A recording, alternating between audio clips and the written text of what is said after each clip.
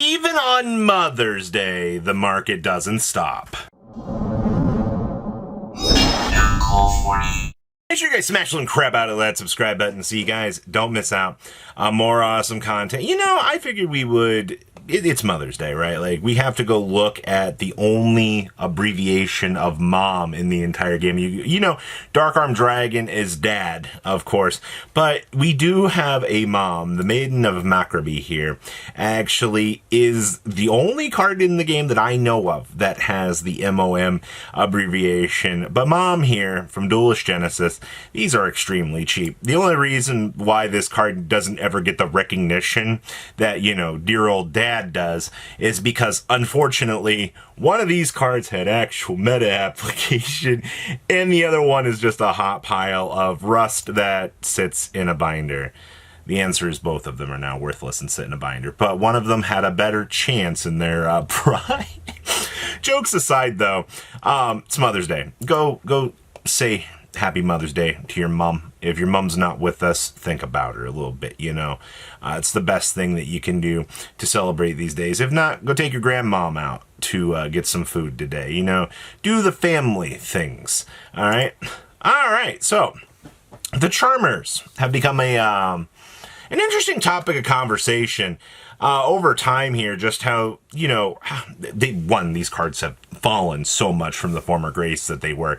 I'm sure many of you guys remember 2 to 3 years ago how impossibly hard it was to get these cards at an affordable price point. And now that we've had kind of time to come through here, I mean, we were able to get these a little bit cheaper, but, you know, it's not been great. Win right now is $245. Iria is down to $95. That's crazy to think about. You get a whole display of Charmer decks for $90 now. These have actually gone up. There was a market price at $74 for these.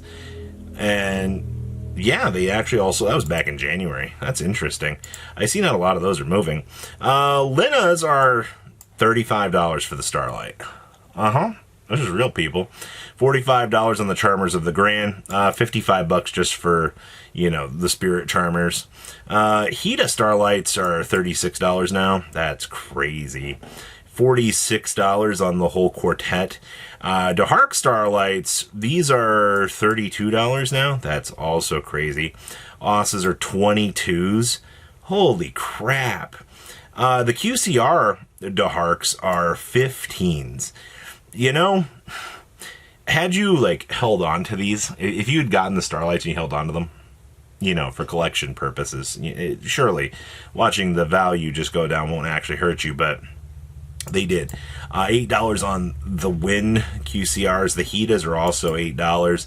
The QCR Lins are $8. This would probably be one worth picking up here. Just in, like, the long term, just to have Irias are $6. Honestly, the QCRs might be worth just picking up. PUR DeHarks are $4. Why would I want to pick up PURs when I could just go pick up the QCR for cheaper? It's just things like this that I always question within the game, because there's always so many interesting little alternatives. The Shining Darkness Lina, this is... I'm, like, not hallucinating here, right? Like, huh? Why are these selling? Wow. The Light Charmers are actually worth something. That's crazy. Okay, is DeHark doing the same thing? I assume we'll answer that question when we get there. DR3 Osses are worth something. Irias are up. Your DeHarks are 60 cents. Why is the light one? You know what? I'm not even going to question it. The market does what the market does. The Hida looks weird. That's a $1 card. That's fine. Osses are particularly cheap. Just overall, yeah, your market is doing what your market does. Interesting. What an appropriate Mother's Day. The Charmers being absolutely worth something. Dominus cards. I figured we'd toss this in here because there's been some spooky movements on some of these Dominus cards. Like, not in like a crazy direction, but it's enough that, like, we should probably acknowledge what's going on. So, Purges are $290. I can't wait to watch Impulses be even crazier because, you know, the Battle's glorious gallery is going to be really hard to pull from. Dominus Impulse QCR is $150. You have a Japanese one here that doesn't even look anywhere near as good.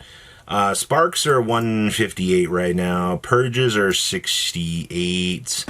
Extended Art Purges are $50 on up to $55. I guess I love to see that. Secret Sparks are $60. What? That's interesting. I mean, they're getting bought out too, but I guess it's going to happen. Dominus Impulse Secret Rares, 30s. Mega Pack versions are 30s. So these two have synced up. Uh-oh. And then, of course, Platinum Secret Rares are 33 going on up to 40. So now the luxury rarity versions of these are gaining value too. Oh, boy. Is this the case? Maze and Muertos is 30. Okay, so 3 synchronizations. Collector's Rares are underneath. That's interesting. And it looks like the Ultimate Rares are also underneath. Meanwhile, Purges are $19, $17 on Prismatic Secrets, 15s on the Mazes. Platinum Rares are 15s. Ultimates are 13s, and it looks like Collector's Rares are 14s, with Spirals coming in at $10. I mean, that's Dominus's for you, everybody. Am I expecting to continue to see these, you know, do crazy things? I mean, a little bit, honestly.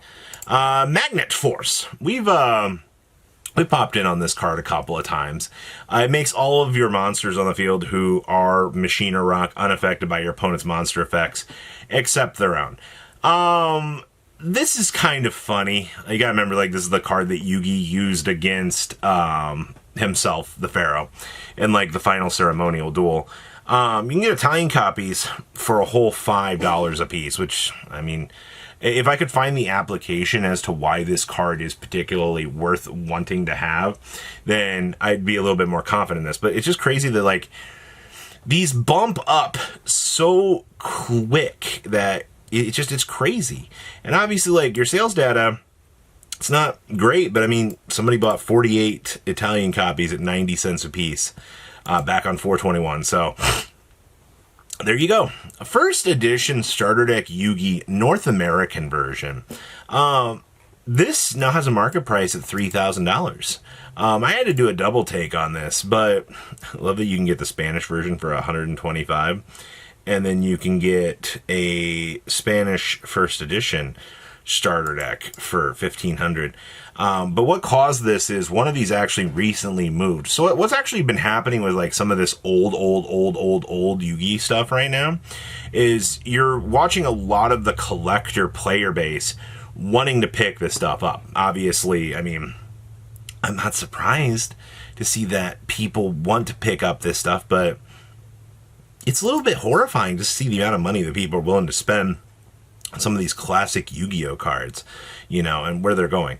Also, this was kind of interesting. On the Rarity 5 listing, if you scroll on down here, let me scoot right past you, Spells and Loot actually have the Limit Over Collection ZA Rivals available. We have 9 listings on these. I see one sold a little while ago. I'm going to say approach this with caution. The overframe could have already been pulled, or the number could have been pulled, and they're just trying to get rid of the excess. I'm not really sure. But if you wanted a box to open just to enjoy the product, or, you know, to have the opportunity, they're $100. I don't really think that's too terrible to work with. So I just wanted to point that out. That was kind of interesting. Also, Blazing Dominion boxes. Down, down, down into a burning ring of dumpster. Yeah, $70, baby. $72. It's $70 booster box now. It's crazy because, like, this set has so much insane value going for it that, you know, to see a shift around in price point like this, I mean, it's normal for Yu-Gi-Oh to do this, but, you know, I mean, at least it's doing pretty well. So remember, it's Mother's Day. Go tell your maiden to Mackerby that you love her. And you guys do your absolute best out there to have a good rest of your day for what it's worth. You guys have a good rest of it out there. Patrons, thank you.